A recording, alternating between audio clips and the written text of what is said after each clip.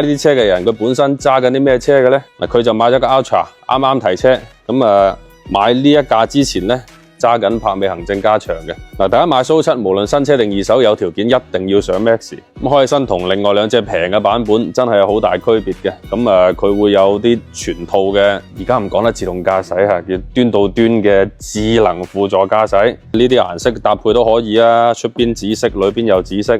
咁雪櫃有揀到嘅，有 Napa 皮，有呢隻20寸嘅比較多人揾嘅拎。除咗底盤開新好啲之外，咁佢有更加多喇叭啦，25隻，普通版嗰啲10隻嘅啫。喺架24年嘅車跑咗3萬公里，同年份嘅貨源啊，出邊嘅賣價從25到27萬，我呢架賣25萬3萬公里一年，開得係比較猛嘅，但係只能夠講佢真係幾好揸咯。咁全車貼住透明車衣，不過咧右前葉子板係有少少鈑金嘅。